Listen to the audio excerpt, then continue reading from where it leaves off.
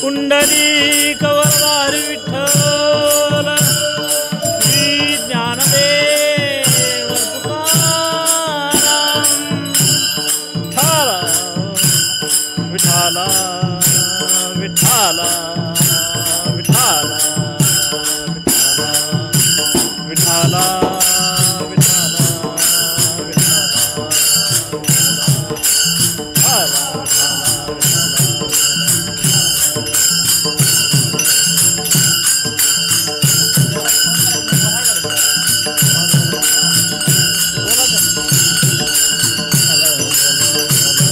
विठाला येते ते येते येते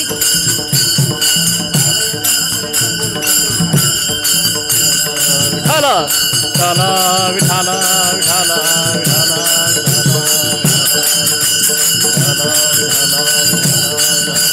पुंडलिक वरदारी विठ्ठल श्री ज्ञानदेव तुकाराम हरा हरा हरा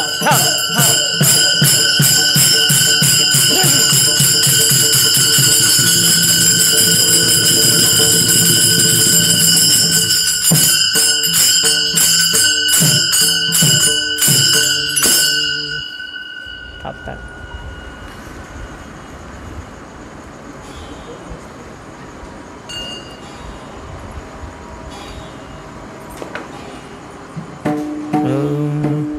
उजळले भाग्याता उजळले भाग्याता अवघी चिंता वारली संत दर्शनी हा लाभ पद्मनाभ जोडिला संपुष्ट हे हृदयपेटी संपुष्ट हे हृदयपेटी करुणी पोटी साठवू संत दर्शनी हा लाभ पद्मनाभ जोडिला तुका म्हणे होता ठेवा तो ह्या भावा सापडला संत दर्शनी हा लाभ पद्मनाभ जोडिला पांडुरंगा करो प्रथमा नमन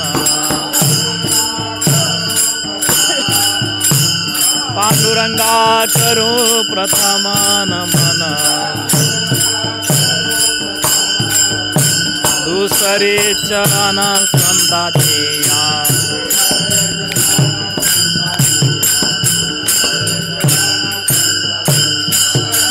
कृपादाने कथेचा विस्तारो त्यांच्या कृपादाने कथेचा विस्तारो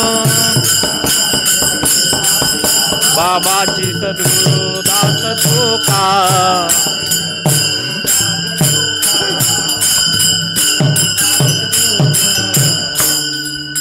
पांडुरंगा करू प्रथम नमन दुसरे चरण संताचिया त्यांच्या कृपादाने कथेचा विस्तारू बाबाजी सद्गुरुदास तुकाम जयांचे केल्या स्मरण होय सकळ विद्यांचे अधिकरण तेची वन दुसरे चरण श्री गुरूंचे ते नमस्कारुणी आता ज्ञानप्रताप विलसत वचनामृतंच अद्वैत भावपटुता हितबुद्धिरस्य ज्ञानेश्वरस्तु भगवान अवतीर्ण एवं श्रीरंगनाथं गुरुराज नमोस्तुभ्यं श्रीरंगनाथं गुरुराजवर्यं मुमुक्षुज्ञानदानदानेकदक्षं प्रभावती क्षेत्रनिवासिनं नमामि वेदान्तविदं वरिष्ठम् उजळले भाग्याता अवघी चिंता वारली संत दर्शनी हा लाभ पद्मनाभ जोडिला प्रस्तुत प्राप्त प्रसंगी प्राप्तस्थळी सेवेकरता निवडलेला अभंग महान भगवत भक्त विश्ववंद्य जगद्गुरु तुकोबराय यांचा 4 चरणाचा आपल्या पारमार्थिक जीवनाचा अनुभव कथन करणारा अभंग आहे. विठाला विठाला विठाला विठाला विठाला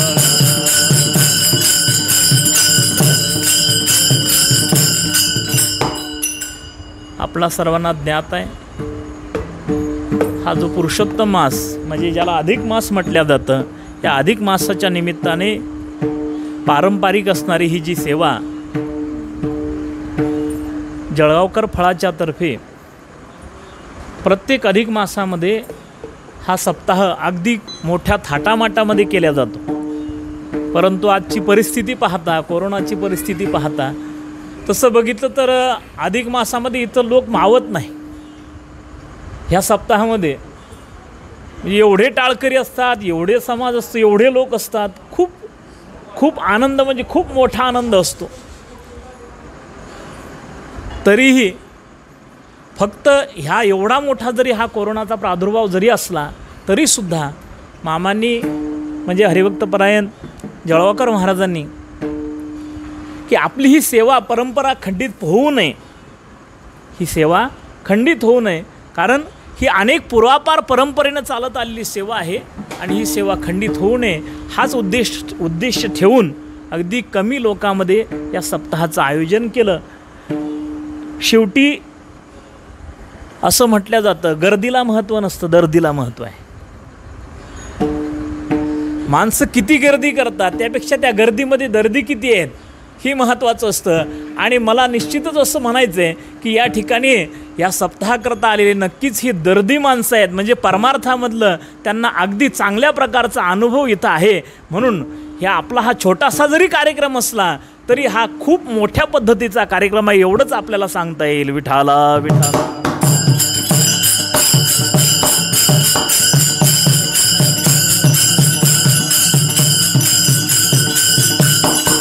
माझ्याकडं सेवा येण्याचं कारण म्हणजे ही सेवा जवळजवळ परंपरेनं गुरुवर्य भाऊंच्याकडं असायची आणि भाऊंचं आणि मामांचं नातं म्हणजे माऊलींचं नातं हे की आगळं वेगळं नातं आहे.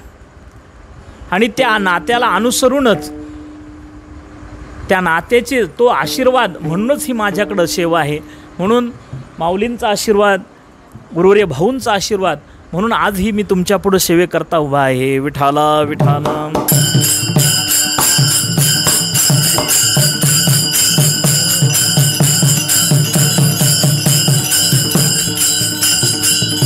सज्जना हो, परंपरा म्हटलं की परंपरा सांभाळणं फार कठीण असतं. असल्या ह्या कालामध्ये कित्येक लोक असे झालेत. आता सध्याची परिस्थिती असे आहे की अनेक कीर्तनकारांना त्या कीर्तनाचा विषय राहिला नाही, परमार्थ राहिला नाही. अगदी त्यांनी आपापल्या पोटाकरता वेगवेगळे मार्ग निवडले. परंतु आपली जी फड परंपरा आहे, पंढरी क्षेत्रामध्ये जी फड परंपरा आहे, ह्या फड परंपरेनं मात्र असा कुठलंही कार्य न करता अगदी 2 लोकात का होईना पण आपला कार्यक्रम, आपल्या परंपरा अगदी निष्ठेने असल्या पूर्ण लॉकडाऊनच्या काळामध्ये सुद्धा अगदी निष्ठेने आपल्या ज्या परंपरा आहे, वाडवडिलांनी घालून दिलेल्या ज्या परंपरा आहे त्या परंपरा अतिशय निष्ठेने त्यांनी जोपासल्या. आणि म्हणूनच महाराज अशा प्रसंगाला निश्चितच भगवान परमात्मा आपल्या सर्वांच्या पाठीशी उभा राहिल्याशिवाय राहणार नाही. कारण नुसतं दिखाव्याचा परमार्थ नाही, परंपरेचा, फड परंपरेचा जो परमार्थ आहे हा निश्चितच अंतकरणातून केल्या जाणारा परमार्थ आहे. आणि तीच ही आजची सेवा म्हणजे आजचा हा जो कार्यक्रम चालू आहे हा तोच उद्देश त्याच्या पाठीमागचा आहे. विठाला विठाला.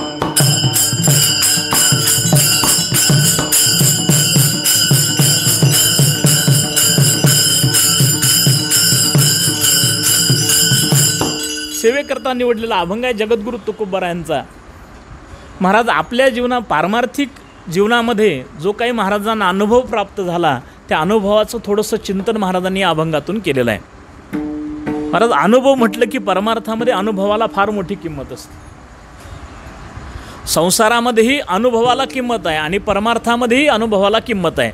पण संसारातला अनुभव वेगळा आणि परमार्थातला अनुभव वेगळा. काही आपल्याला या दोघांमधला थोडासा फरक आपल्याला सांगता येईल. परमार्थामधलाही अनुभव आहे आणि संसारातलाही अनुभव आहे. पण परमार्थातला अनुभव हा माणसाच्या जीवनामध्ये सुखाला कारण होत असतो आणि संसारातला अनुभव हा माणसाच्या जीवनामध्ये दुःखाला कारण होत असतो. संसारातला अनुभव माणसाच्या जीवनामध्ये अधोगतीला कारण होऊ शकतो आणि परमार्थातला अनुभव हा माणसाच्या मनुष्याच्या जीवनामध्ये सद्गतीला नेणारा असतो. अनेक आपल्याला असे कारण अनुभवाच्या संबंधाने सांगता येतील की परमार्थिक अनुभव हा सांसारिक अनुभवापेक्षा श्रेष्ठ का आहे. कारण परमार्थामधला अनुभव हा अविनाशी परमात्म्याच्या संबंधाने केला जाणारा अनुभव आहे आणि संसारातला जो अनुभव आहे हा विनाशी पदार्थाच्या संबंधाने होणारा अनुभव आहे. मग विनाशी पदार्थाच्या संबंधाने असणारा अनुभव हा नक्कीच श्रेष्ठ नाही आणि परमात्म्याच्या संबंधाने म्हणजे अविनाशी असणारा जो परमात्मा आहे त्या परमात्म्याच्या संबंधाने असणारा जो अनुभव आहे तो निश्चितच श्रेष्ठ आहे. आणि त्याच परमात्म्याच्या संबंधाने जो अनुभव महाराजांना परमार्थामध्ये प्राप्त झाला त्या अनुभवाचं चिंतन महाराजांनी अभंगातून केलं आहे. विठाला विठाला.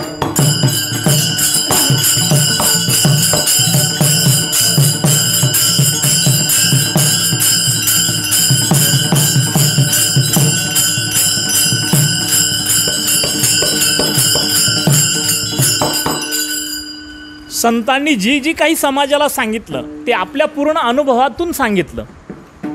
अनेक लोक आपण समाजामध्ये आपल्याला पाहायला सापडतात की संतांच्या रूपाने तेही आपला अनुभव कथन करत असतात, पण त्यांच्या जीवनामध्ये ते जे कथन करतात तो त्यांचा अनुभव नाही, त्यांचं ते अनुभव नाही. त्यांनी अनुभव घेऊन जगाला ते सांगायच्या भानगडीत पडत नाही.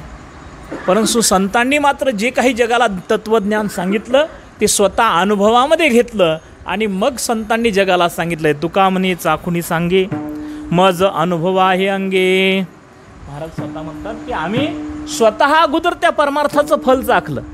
परमार्थ काय आहे, परमार्थामध्ये नेमकी कशाची प्राप्ती आहे, त्या भगवंताची प्राप्ती झाल्याच्या नंतर काय आनंद प्राप्त होतो. महाराज म्हणतात तो आनंद आम्ही स्वतः अनुभवला आणि मग जगाला सांगितलं. अनुभव आले अंगा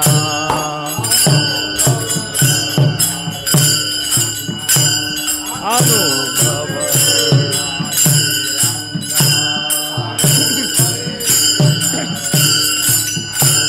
त्या जगा देत से त्या जगा देत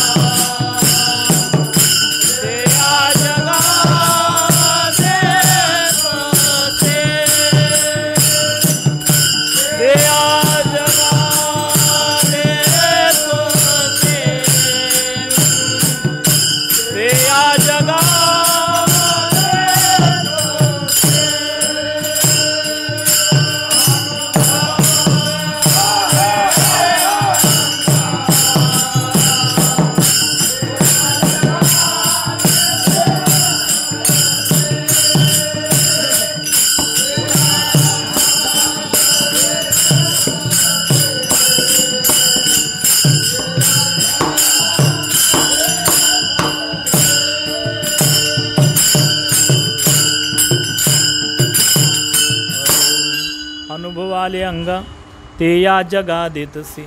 महाराज म्हणतात आम्ही स्वतः अनुभव घेतला आणि मग जगाला सांगितलं. महाराजांना विचारलं, महाराज तुम्ही असा काय अनुभव घेतला आणि काय जगाला सांगितलं हो. महाराज म्हणतात की आम्ही 4 प्रकारचा अनुभव घेतला आणि तो जगाला सांगितला.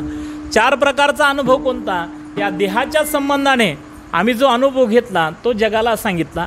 आत्म्याच्या संबंधाने जो अनुभव घेतला तोही जगाला सांगितला. परमात्म्याच्या संबंधाने जो अनुभव घेतला तोही जगाला सांगितला आणि जगाच्या संबंधाने जो अनुभव घेतला तोही जगाला सांगितला.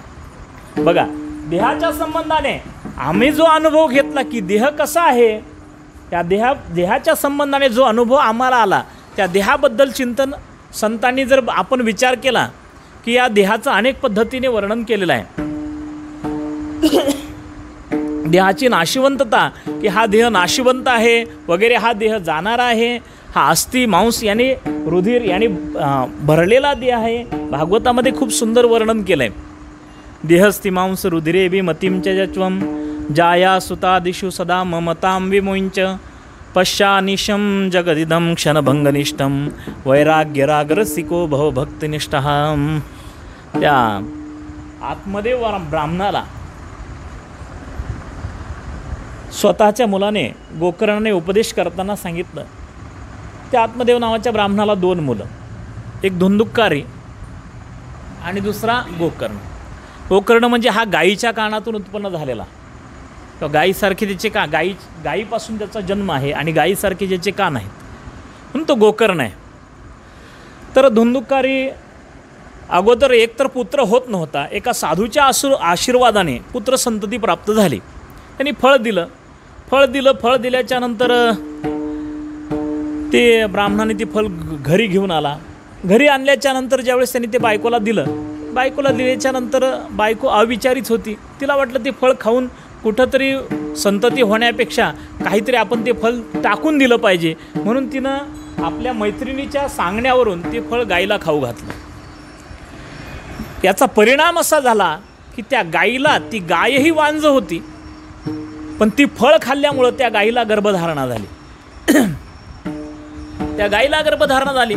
पण आपला नवरा रोज विचारतोय म्हणून हिला वाटलं की आता आपला नवरा आपल्याला रोज विचारतोय की तू आपल्या पत्नीला, त्याचा विश्वास आहे की आपल्या पत्नीला गर्भधारणा झाली आहे, मग आपल्या नवऱ्यापुढं आपण खोटं ठरणार आहोत, मग काय करावं. मग तिच्या मैत्रिणी युक्ती सांगितली. तिने सांगितले मला भरपूर मुलं आहेत आणि आता मला गर्भधारणा झालेली आहे, मी माझा झालेला मुलगा तुला देते, तोपर्यंत तू काय कर, फक्त गर्भवती असल्याचं नाटक कर. शेवटी तिनं ते केलं.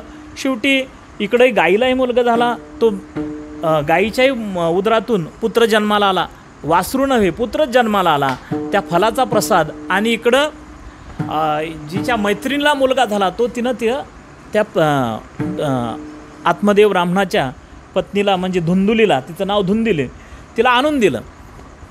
तर तो मुलगा तिथं वाढू लागला. आता शेवटी तो मुलगा वाढू लागला, तो काही साधूचा प्रसाद नव्हता आणि हा जो गोकर्ण होता हा साधूचा प्रसाद असल्यामुळे तो सत्शील होता. अगदी त्यांनी शास्त्राचा अभ्यास केला, वेदाध्ययन केलं, पण हा इकडं चोर झाला वगैरे हे सगळं झालं. आणि स्वतःच्या बापाला त्यांनी, आईबापाला घरातून बाहेर काढलं. त्या धुंदुकारांनी स्वतःच्या आईबापाला घरातून बाहेर काढलं. तो आत्मदेव ब्राह्मण उदास झाला. काय करावं, अरे अगोदर पुत्र नव्हता म्हणून तो रडत होता, आता पुत्र झालाय पण केलेल्या मुलाने जे करामती आहेत त्या बघून त्याला आणखी जास्त दुःख होऊ लागलं. त्यावेळेस तो गोकर्णाच्या जवळ गेला आणि गोकर्णाने मग त्याला उपदेश केला की देहस्ती मांस रुधिरे विमतीम तेजत्वम, म्हणजे देह अस्ति मांस याने भरलेला हा देह आहे, याच्याविषयी जी तुझी आसक्ती आहे ती सोडून दे. देहस्ति मांस रुधिरे विमतीम तेजत्वम जाया सुतादिषु सदा ममताम विमुंच.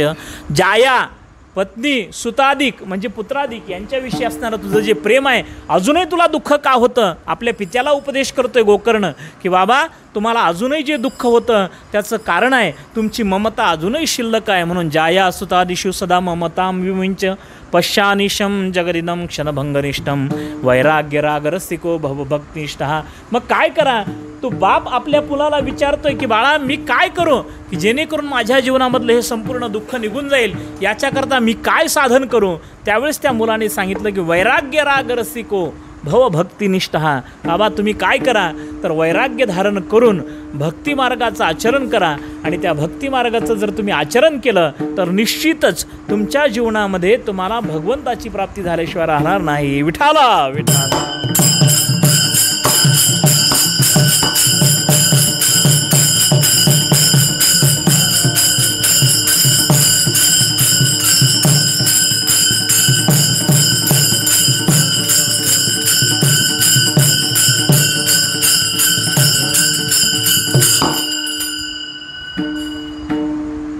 त्यांनी त्या पद्धतीने आपलं जीवनक्रम केला आणि आपल्या जीवनामध्ये भगवंताची प्राप्ती करून घेतली. आपला विषय काय आहे की आपल्या जीवनामध्ये महत्त्वाचा संसारामधलाही जरी अनुभव असला आणि परमार्थातलाही अनुभव असला तर संसारातला अनुभव हा निश्चितच दुःखाला कारण होणार आहे आणि परमार्थामध्ये आल्याच्या नंतर जो अनुभव आहे त्याला, जो परमार्थामध्ये आल्याच्या नंतर त्याला परमात्म्याच्या संबंधाने अनुभव जो प्राप्त झाला तो त्याच्या जीवनामध्ये सुखाला कारण ठरला. म्हणून परमार्थामध्ये येणारा अनुभव आणि संसारामध्ये असणारा जो अनुभव आहे त्या निश्चितच यामध्ये जर तुलना केली तर निश्चितच परमार्थिक अनुभव हा श्रेष्ठ अनुभव आहे. मग अशा प्रकारचा जो अनुभव जगद्गुरू तुकोबारायांनी स्वतः घेतला आणि जगद्गुरू तुकोबारायांनी मग महाराजांना विचारलं, म्हटले महाराज हा तुम्ही जो अनुभव घेतला देहाच्या संबंधाने की हा देह नाशिवंत आहे वगैरे, हा तुम्ही जगाला तो अनुभव सांगितला, ठीक आहे. पुढं जाऊन महाराजांना विचारलं, महाराज म्हटले तुम्ही आणखी कशाचा अनुभव घेतला? महाराज म्हणतात मी आत्मस्वरूपाच्या संबंधाने अनुभव घेतला आणि तोही जगाला सांगितला. आता आत्मस्वरूपाचा अनुभव म्हणजे काय? या देहाच्या पेक्षाही एक वेगळं तत्व आहे की जे आपले अंतर आहे आणि तो आत्मा अविनाशी आहे.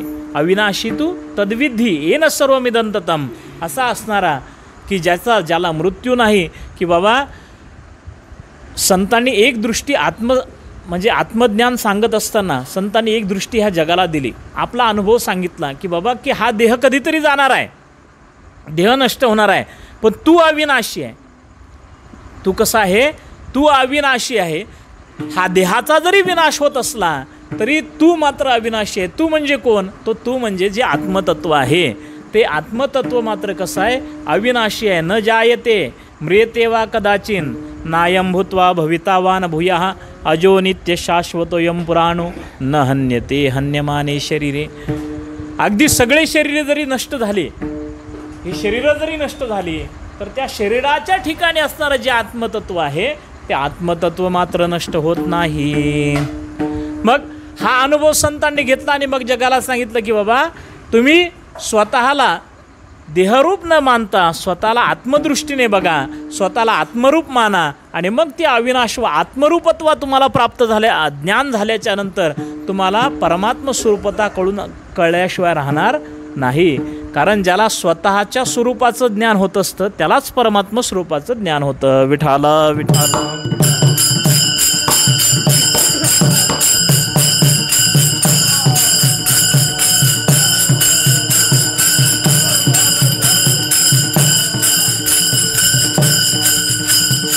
स्वतःची ओळख झाल्याशिवाय भगवंताची ओळख होऊ शकत नाही. मी नेहमी त्याला एक उदाहरण सांगत असतो की भगवान श्रीकृष्ण परमात्मा गोकुळामध्ये जन्माला आले, ही बातमी काशीपर्यंत गेली. तिथल्या लोकांना वाटलं की तिथले काही पंडित लोक बसून चर्चा करू लागले की असं देव कुठं गवळ्याच्या घरी जन्माला येतो का? मग चला म्हटले आपण त्यांना जाऊन सांगितलं पाहिजे की तुम्ही त्याचा देव म्हणून प्रचार करता, तो देव वगैरे कोणी नाही. झालं एक ब्राह्मण मजलकरी गोकुळात आला, नंदबाबाच्या घरी आला आणि त्यांना आपला संदेश सांगितला की तुम्ही ज्याचा देव म्हणून प्रचार करता तो देव वगैरे कोणी नाही आणि आजपासून तुम्ही त्याला देव मानू नका किंवा लोकांना देव मानायला लावू नका. नंदबाबा होते. नंदबाबांनी सांगितलं, म्हटले महाराज तुमची काहीतरी तुम्हाला म्हणजे काहीतरी तुम्हाला जी वाटतंय आम्ही त्या पद्धतीने त्याला देव मानित नाही. तुम्हाला जी वाटतंय की आम्ही त्याला देव म्हणून सांगतोय लोकांना, आम्ही त्याला देव मानित नाही, त्याला आम्ही आमचा मुलगाच मानतो, त्याला देव मानणारे जर कोण असतील तर ते ह्या गोकुळामध्ये राहणारे लोक आहेत आणि तुम्हाला जर काही सांगायचं असेल तर त्यांना जाऊन सांगा. तर त्यांनी विचार केला, म्हटले सांगितलं तर पाहिजे. काशीवरून गोकुळामध्ये ह्यांना भेटण्याकरता आलोय, तेवढं सांगण्याकरता आलोय. त्यांनी सांगितलं आता सगळ्यांच्या घरोघरी जाऊन कसं सांगायचं? नंदबाबांनी युक्ती सांगितली, संध्याकाळपर्यंत थांबा, एखादं प्रवचन करा आणि प्रवचनामध्ये जाहीर करून टाका. झालं. संध्याकाळपर्यंत थांबायचं ठरलं आणि आता दुपारची वेळ झालेली होती. ते ब्राह्मण महाशय त्यांना जेवू घातलं आणि ओसरीमध्ये बाज टाकून दिली. ते आपल्या बाजेवर झोपलेले भगवान श्रीकृष्ण परमात्मा तिथं रांगत गेले, त्या बाजेला धरून उभे राहिले आणि उभे राहिल्याच्या नंतर भगवंतांनी पहिला प्रश्न केला की बाबा तुम्ही कोण आहात? तुम्ही कोण आहात? त्या ब्राह्मणाने आपलं नाव सांगितलं, अरे बाबा मी विष्णू शर्मा आहे, मी विष्णू शर्मा आहे. भगवान म्हणतात ते तुझं नाव आहे, तू कोण आहे? ते तुझं काय आहे? नाव आहे, तू कोण आहेस? त्याने सांगितलं अरे मी ब्राह्मण आहे. भगवान म्हणतात ब्राह्मण ही तुझी जात आहे, मग तू कोण आहेस? शेवटी त्यांनी सांगितलं की मी पंडित आहे. भगवान म्हणतात पंडित ही तुझी पदवी आहे, तू कोण आहेस? शेवटी तो चिडला आणि त्याने सांगितलं की अरे तू कोण आहे? तू काय, तुला मी एवढा मोठा समोर बसला हा दिसत नाही का? हा म्हणजे मी आहे. भगवान म्हणतात ते तुझं शरीर आहे बाबा, तू कोण आहेस? शेवटी त्याच्याही लक्षात आलं की हा पोरगा म्हणतोय ते बरोबर आहे, निश्चितपणे मी कोण आहे. तो शांत झाला, स्थिर झाला. भगवान श्रीकृष्ण परमात्मा त्याच्या जवळ गेले आणि जवळ गेल्याच्या नंतर भगवंताने सांगितलं, बाबा अगोदर स्वतःची ओळख करून घ्या. ज्या दिवशी तुम्हाला तुमची ओळख होईल ना, त्या दिवशी तुम्हाला माझी ओळख झाल्याशिवाय राहणार नाही. ज्याला स्वतःची ओळख होत असते त्यालाच देवाची ओळख होत असते. ज्याला स्वतःची ओळख अगोदर होती. मग स्वतःची ओळख म्हणजे काय? स्वतःची ओळख म्हणजेच आत्मस्वरूपाचं ज्ञान. आत्मस्वरूपाचं ज्ञान ज्या दिवशी होईल त्या दिवशी त्याला भगवान परमात्म्याची ओळख झाल्याशिवाय राहणार नाही. मग ते आत्मस्वरूपाचं ज्ञान कसं करून घ्यायचं? त्याच्याकरता आपल्या जीवनामध्ये संत भेटीची गरज आहे. विठाला विठाला.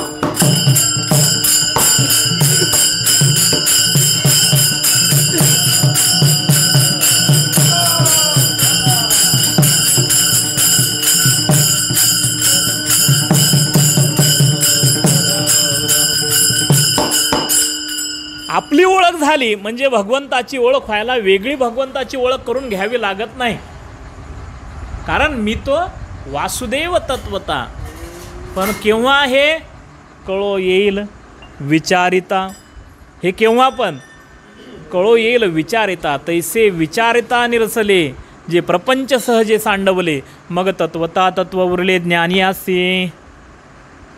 म्हणून संतांनी अनेक प्रमाणामध्ये आम्हाला फक्त विचाराची दिशा सांगितलेली आहे की क्षणोक्षणाची करावा विचार. हा विचार अतिशय महत्त्वाचा आहे. हा विचार कशा पद्धतीचा आहे, तो कोणाच्या संगतीमध्ये केला पाहिजे. निश्चितच विचार जर करायचा असेल तर संतांच्या सहवासामध्ये केला पाहिजे आणि तो आपल्या आत्मस्वरूपाच्या दृष्टीनेच विचार केला पाहिजे.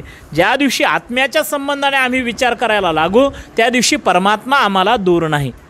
म्हणून संतांनी अगोदर आत्मस्वरूपाचा विचार स्वतः करून घेतला आणि मग जगाला त्यांनी तो सांगितला. ज्ञानोबारायसुद्धा स्वतः म्हणतात ना, आहे मी हा कोण करावा विचार म्हणे ज्ञानेश्वर निवृत्तीचा. ज्ञानोबाराय म्हणतात, बाबा हो अगोदर मी कोण आहे याचा विचार करा. ज्या दिवशी तुम्हाला स्वतःची ओळख होईल त्या दिवशी तुम्हाला परमात्म्याची वेगळी ओळख करून घेण्याची राहणार नाही. संतांनी अगोदर स्वतःची ओळख करून घेतली. म्हणून संतांनी स्वतःचा अनुभव सांगताना सांगितलं की मी तो वासुदेव तत्वता. भले तत्वता पण मी तो वासुदेव तत्वता. तत्वदृष्टीने मी कोण आहे तर मीच परमात्मा आहे. ही संतांनी अगोदर स्वतःचा अनुभव घेतला आणि मग जगाला सांगितलं. पुढं चला. संतांनी जगताच्या दृष्टीने अनुभव घेतला की हे जगत कसं आहे हे संतांनी अगोदर जाणून घेतलं आणि मग त्यांनी जगाला सांगितलं की या जगताकडे बघत असताना, या जगताकडे दृष्टी ठेवत असताना, या जगताचा विचार करत असताना संतांनी सांगितलं की ज्याप्रमाणे दोरीवर सर्प भासलेला आहे त्याचप्रमाणे हे जगत आत्मस्वरूपाच्या ठिकाणी प्रतीतीला आलेलं आहे. ते जगत म्हणून सत्य नाही. रज्जू सर्पाकार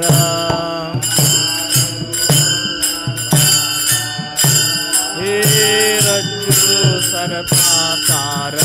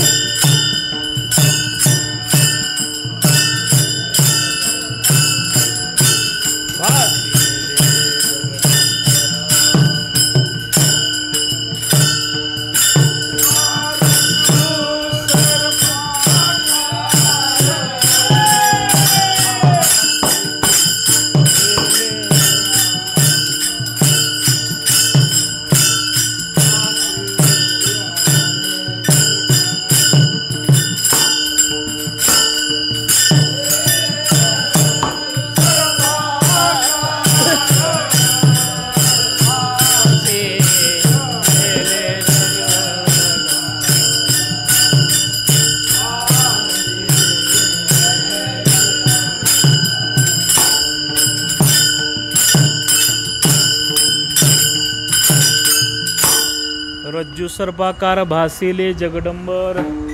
दोरीवर जसा सर्प हा नुसता दिसण्यापुरता आहे तसं परमात्म स्वरूपाच्या ठिकाणी असणारं जगत हे दिसण्यापुरतं आहे. वास्तविक आहे देवच पण आम्ही त्याला जगत म्हणतोय. वास्तविक जग नावाची सत्य वस्तूच नाही. ही दृष्टी जर आम्हाला कोणी दिली असेल तर संतांनी दिली. मी याला नेहमी एक उदाहरण सांगत असतो. की ज्यावेळेस ज्ञानोबाराय ह्या जगताला कंटाळले आणि जगताला कंटाळल्याच्या नंतर ज्ञानोबाराने पर्णकुटीमध्ये प्रवेश केला. पर्णकुटीमध्ये प्रवेश केल्याच्या नंतर ज्ञानोबाने पर्णकुटीचा दरवाजा बंद केला. बराच वेळ झाले पर्णकुटीतून ज्ञानोबाराय बाहेर यायला तयार नाहीत. बराच वेळ झाले ज्ञानोबाराय बाहेर यायला तयार नाहीत. निवृत्तीनाथ महाराज गेले. निवृत्तीनाथ महाराजांनी पर्णकुटीच्या दारावर थाप टाकली आणि हाक मारली, ज्ञाना बाहेर ये, ज्ञाना बाहेर ये. आतून कसलाही प्रतिसाद नाही. शेवटी निवृत्तीनाथ महाराज होते, बाजूला येऊन बसले. सोपान काका थोडे वयाने लहान आहेत. सोपान काका रडायला लागले की निवृत्तीनाथ महाराजांनी मोठ्या दादाने हाक मारली तरी ज्ञानदादा बाहेर येत नाही. शेवटी रडत रडत त्या दरवाजापर्यंत गेले आणि हाक मारू लागले, ज्ञानदादा बाहेर ये. पण तरीही कसलाही प्रतिसाद नाही. शेवटी मुक्ताबाई गेल्या. मुक्ताबाई रडू लागल्या, हाक मारू लागले, दादा बाहेर ये, दादा बाहेर ये, अरे काय झालंय सांग तर खरी. शेवटी मुक्ताबाईच्या लक्षात आलं की माऊली आता असे बाहेर यायचे नाहीत. त्यांना बाहेर येण्याकरता मुक्ताबाईंनी ज्या अभंगाची रचना केली त्या अभंगाला ताटीचे अभंग म्हणतात. त्या अभंगामध्ये असं काही एक पद होतं की जे पद उच्चारल्याबरोबर ज्ञानोबाराय एका क्षणामध्ये बाहेर आले. कोणतं पद होतं? विश्वपट ब्रह्मदोरा ताटी उघडा ज्ञानेश्वरा. ही पद ऐकल्याबरोबर ज्ञानोबाराय एका क्षणामध्ये पर्णकोटीचा दरवाजा उघडले आणि बाहेर आले. काय होतं ह्या पदामध्ये? अगदी साधा अर्थ आहे. विश्व म्हणजे जगत, म्हणजे हा संसार. पट म्हणजे कापड. हा संसार एखाद्या कापडाप्रमाणे आहे आणि विश्वपट ब्रह्म म्हणजे परमात्मा. परमात्मा आणि दोरा, परमात्मा हा एखाद्या दोऱ्याप्रमाणे आहे. ही दृष्टी एवढंच फक्त मुक्ताबाईंनी उच्चारलं. उच्चारल्याबरोबर ज्ञानोबाराय बाहेर आले. अगदी साधं वाक्य आहे. विश्वपट ब्रह्मदोरा म्हणजे विश्व म्हणजे जगत. हे जगत एखाद्या कापडाप्रमाणे आहे आणि परमात्मा एखाद्या दोऱ्याप्रमाणे आहे. म्हणून ज्ञानोबाराय माऊली तुम्ही बाहेर या. असं काय होतं, याचा गूढ अर्थ काय होता? आमचे गुरुवर्य भाऊ सांगायचे, खूप सुंदर अर्थ याचं सांगायचे की विश्वपट, पट म्हणजे कापड. आता मला सांगा, कापड सगळ्यांना ज्ञात आहे, दोराही सगळ्यांना ज्ञात आहे. कापड म्हणजे दोरा आहे का? नाही. दोरा म्हणजे तरी कापड आहे का? नाही. कापड म्हणजे दोरा नाही किंवा दोरा म्हणजे कापड नाही. पण कापडाचं अस्तित्व दोऱ्याशिवाय नाही. कारण ह्याच्यामध्ये दोरा असतो, प्रत्येक ह्याच्यात धागा आहे. पण तो जो नुसता धागा, जर त्या धाग्याला जर आपण कापड म्हणू लागलो तर त्या धाग्याला कापड म्हणता येत नाही. किंवा ह्या कापडाला धागा म्हणता येत नाही. कापड म्हणजे दोरा नाही किंवा दोरा म्हणजे कापड नाही. परंतु गंमत अशी आहे की कापडाचं अस्तित्व दोऱ्याशिवाय नाही. आता उदाहरणार्थ मी तुम्हाला एखादं कापड दिलं आणि सांगितलं हे कापड तुम्ही घेऊन जा, घरी चांगला शर्ट शिवा, आहेर दिला. पण एक काम करा, जाताना मात्र ह्या कापडातला माझा दोरा मला काढून द्या, मला दोऱ्याचं काम आहे. समोरचा माणूसही इमानदार होता. त्याने महाराजांचं ऐकलं, बसला, एक एक धागा काढला, सगळे धाग्याची असं भेंडोळं बनवलं आणि महाराजांच्या हातात दिलं आणि आपलं कापड घेऊन गेला. बरोबर आहे का नाही? आपण घेतलं काय? त्यांनी महाराजाला दिला काय? गुंडाळून, सगळा दोरा गुंडाळून दिला. आता कापड घेऊन जायला काय हरकत आहे का?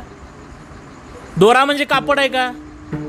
आपण सांगितलो का नाही, सुरुवातीला आपण विचार केला की दोरा म्हणजे कापड नाही, कापड म्हणजे दोरा नाही, दोरा म्हणजे कापड नाही आणि कापड म्हणजे दोरा नाही. म्हणून सगळा जो दोरा काढलाय तो दोरा इथं महाराजांपुढं ठेवला आणि कापड नावाची वस्तू घेऊन गेला, असं म्हणता येईल का? नाही महाराज. मग कापड नावाची वस्तू आहे कुठं? कारण दोरा म्हणजे कापड नाही, कापड म्हणजे दोरा नाही. मग कापड नावाची वस्तू आहे तरी कुठं? तर महाराज, कापड नावाची वस्तूच या जगामध्ये नाही. तुम्ही म्हणाल असं कसं? अहो, आम्ही दुकानात गेल्याच्यानंतर कापडच मागतो. अहो, गंमत अशी आहे, तो आहे दोरा. आहे काय? दोरा. आम्ही त्याला कापड म्हणतोय. आम्ही काय म्हटलो त्याला? कापड म्हटलं त्याला. नाहीतर कापड ही नाममात्र वस्तू आहे. वास्तविक कापड नावाची सत्य वस्तू नाही, आहे दोरा.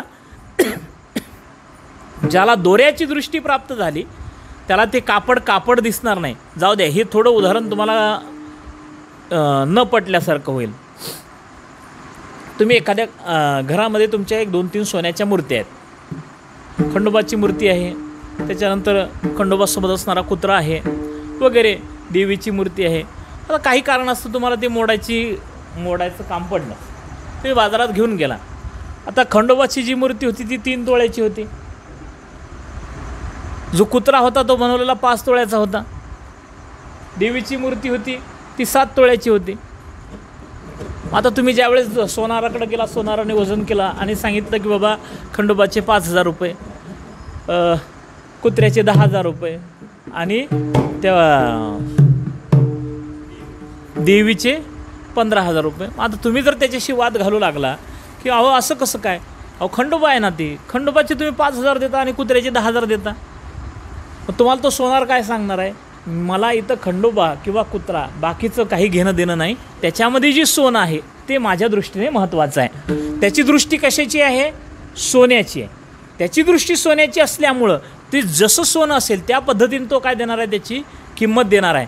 तसं त्याला सोन्याची दृष्टी प्राप्त झालेली आहे, त्याप्रमाणे तो पाहताना सोनं पाहतोय. तसं ज्याला दोऱ्याची दृष्टी प्राप्त झालेली आहे त्याला कापड ही वस्तू सत्य वाटत नाही. जसं त्या सोनाराला तो देवाचा आकार आहे किंवा कुत्र्याचा आकार तो सत्य वाटत नाही, त्यातलं सोनं सत्य वाटतं.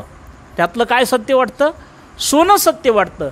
तसं कापड वस्तू सत्य नाही, तर त्या कापडामध्ये असणारा जो दोरा आहे तो दोरा सत्य आहे. आता एक लक्षात घ्या, दोरा म्हणजे कापड नाही, कापड म्हणजे दोरा नाही, पण कापडाचं अस्तित्व दोऱ्याशिवाय नाही. मग कापडातला दोरा जर बाजूला काढला तर कापड नावाची वस्तूच शिल्लक राहत नाही.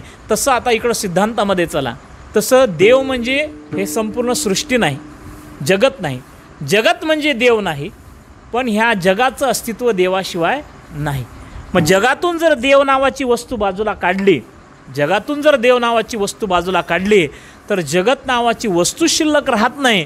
म्हणजे जगत नाहीच, आम्ही त्याला जगत म्हणतो. आहे देव पण आम्ही त्याला जग म्हणतो. मग आता ही दृष्टी आम्हाला आहे का, अहो आम्ही देवाला सुद्धा जगत म्हणतो, आम्ही देवाला सुद्धा जगत म्हणतो. परंतु संतांनी ही दृष्टी आम्हाला दिली की बाबा तो वास्तविक आहे परमात्मा, पण आपण त्याला जगत म्हणतो. ही दृष्टी संतांना प्राप्त होती, हा अनुभव त्यांना प्राप्त होता आणि तो त्यांनी जगाला दिला. विठाला विठाला.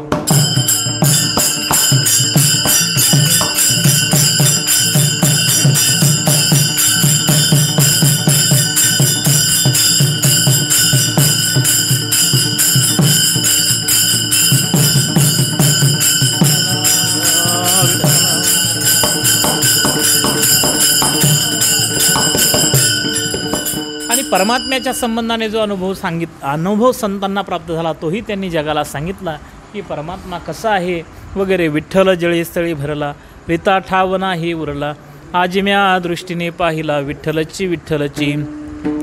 दिसे सगुण हा स्वरूप सुंदर, परी व्यापुनिया ठेला चराचर. देवदानवादी मानवसूर, या विनवरला ऐसा नाही तृणंकुरो. एको देव हा सर्वभूतीषु गुढा, सर्वव्यापी सर्वभूतांतरात्मा. परमात्मा एक आहे, तो सर्व व्यापक आहे. सर्व व्यापक असून सर्वांच्या हृदयामध्ये, तो सर्वांच्या सर्व वस्तूमध्ये तो परमात्मा स्थित आहे.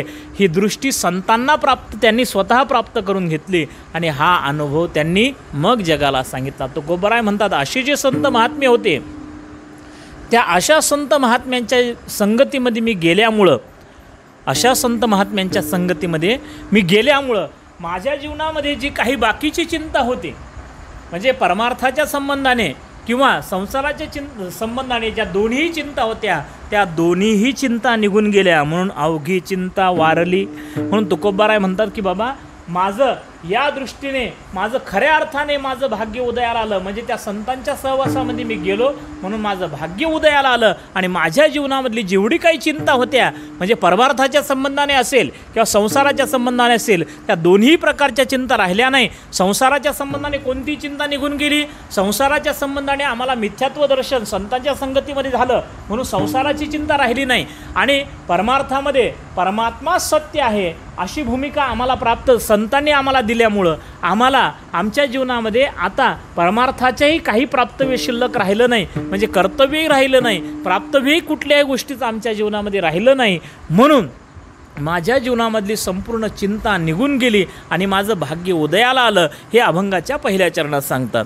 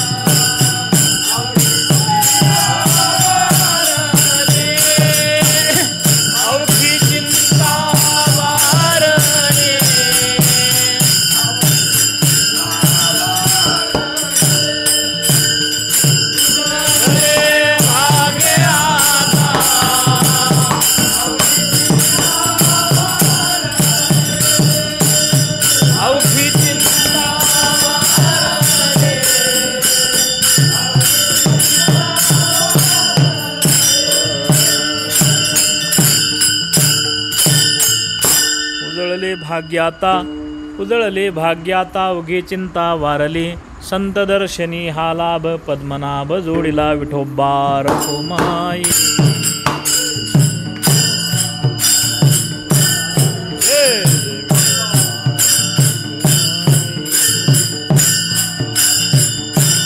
जय जय विठोबा जय जय जय जय विठोबा रखुमाई जय जय जय जय जय विठोबा जय जय विठोबा रखुमाई जय जय विठोबा जय जय विठोबा जय जय विठोबा रखुमाई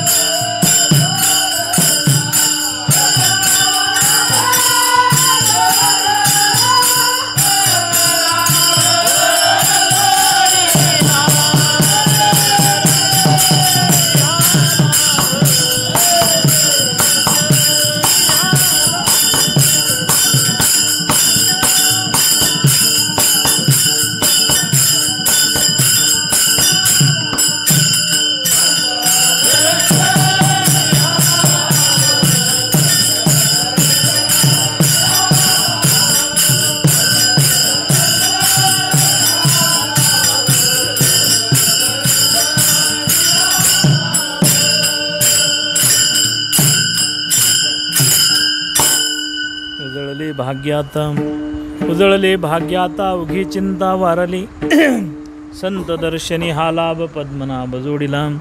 जगद्गुरु तुकोबाराय म्हणतात की माझं भाग्य उदयाला आलं आणि माझ्या जीवनामधली जी चिंता होती परमार्थाच्या संबंधाने असेल किंवा संसाराच्या संबंधाने असेल त्या दोन्हीही चिंता माझ्या जीवनातून निघून गेल्या. का बरं? तर माझ्या जीवनामध्ये संतांचं दर्शन झालं. संत दर्शनी हा लाभ हा जो लाभ माझ्या जीवनामध्ये प्राप्त झाला तो संतांच्या दर्शनामध्ये प्राप्त झाला. म्हणून संत दर्शनी हा लाभ. नुसता एवढाच लाभ माझ्या जीवनामध्ये म्हणजे माझं भाग्य उदयाला आलं वगैरे माझ्या जीवनातली चिंता निघून गेली परमार्थाच्या संबंधाने असेल किंवा संसाराच्या संबंधाने एवढाच लाभ माझ्या जीवनामध्ये झाला का? तर नाही. मग आणखी एक सर्वात मोठा लाभ माझ्या जीवनामध्ये जर कोणता प्राप्त झाला असेल या संतांच्या सहवासामध्ये तर पद्मनाभ जोडीला. तो माझा जो पद्मनाभ असणारा जो परमात्मा आहे तो मला जोडल्या गेला. म्हणजे काय? त्या परमात्म्याची प्राप्ती किंवा त्या परमात्म्याच्या स्वरूपाची ओळख किंवा त्या माझ्या आत्मस्वरूपाच्या दृष्टीने की मला परमात्मा स्वरूपाची ओळख खऱ्या अर्थाने प्राप्त झाली. म्हणून पद्मनाभ जोडीला. मग महाराजांना विचारलं, म्हटले महाराज तुम्ही जो परमात्मा तुम्हाला प्राप्त झाला तो परमात्मा मग तो परमात्मा तुम्ही कुठं ठेवला? महाराज म्हणतात संपुष्ट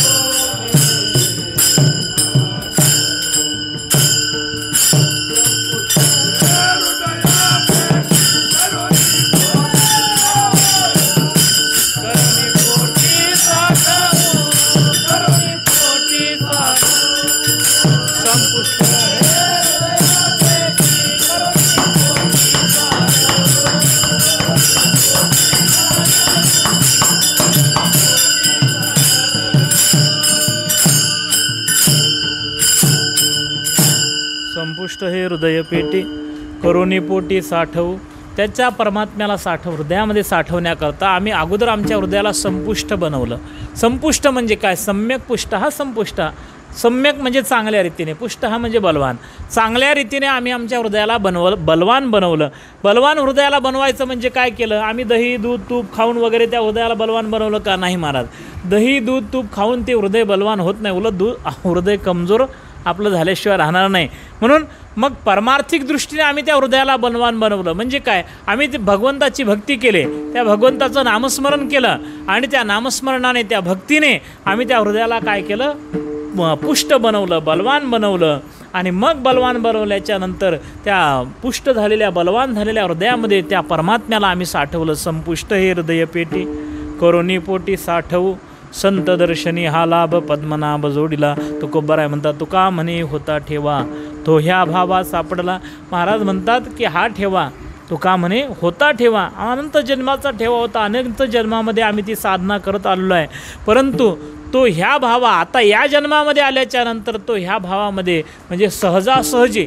तुकोबाराय म्हणतात आम्हाला तो परमात्मा सहजासहजी सापडला हे खरं आहे, पण त्याच्याकरता होता ठेवा अनंत जन्माचे सुकृत पदरी. अनंत जन्माचं सुकृत आमच्या पदरामध्ये होतं. अनंत जन्मामध्ये त्या परमात्मा प्राप्तीकरता आम्ही साधना केली होती, म्हणून तो ह्या जन्मामध्ये आम्हाला ह्या भावामध्ये म्हणजे आपण म्हणतो का नाही, एखादी वस्तू जर मिळाली, कशी मिळाली काय नाही म्हटले, ह्या भावात आणली. ह्या भावात म्हणजे काय? अगदी फुकट पद्धतीने, काही का सायास न करता, काहीही कष्ट न करता सहजासहजी ती वस्तू मिळाली. त्याप्रमाणे जगद्गुरु तुकोबाराय म्हणतात की आम्ही या जन्मामध्ये आम्हाला तो परमात्मा सहजासहजी मिळाला. ह्या भावामध्ये म्हणजे अगदी फुकट मिळाला, कोणतं साधन केलं नाही, काही केलं नाही. महाराजांना विचारलं, म्हटले अहो एवढं मोठं परमतत्व तुमच्या हातामध्ये फुकट सहजासहजी विनासाद सायास तुम्हाला प्राप्त झालं. म्हटले महाराज तसं नाही, त्याच्याकरता आम्ही अनंत जन्मामध्ये काय केलं आहे? साधना केलेली आहे, त्याच्याकरता तपाधिक सायास केलेले आहे, त्याच्याकरता भक्ती केलेली आहे, ज्ञानार्जन केलेलं आहे, अनेक साधनं केलेत आणि त्यामुळं आम्हाला तो परमात्मा ह्या जन्मामध्ये सहजासहजी प्राप्त झाला. म्हणून तुका म्हणे होता ठेवा तो ह्या भावा सापडला. संत दर्शनी हा लाभ पद्मनाभ जोडीला. झालेली सेवा भगवान श्री पंढरीनाथाच्या चरणी आणि वैकुंठवासी सद्गुरू बाळाजी महाराज जळगावकर यांच्या चरणी समर्पित करून माझे परम सद्गुरू श्री गुरु भाऊंच्या चरणी सेवा समर्पित करतो आणि सेवेला पूर्णविराम देतो. ज्ञानेश्वर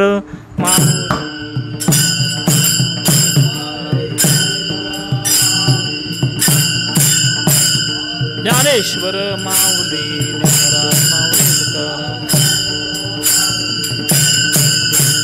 ज्ञानेश्वर माऊली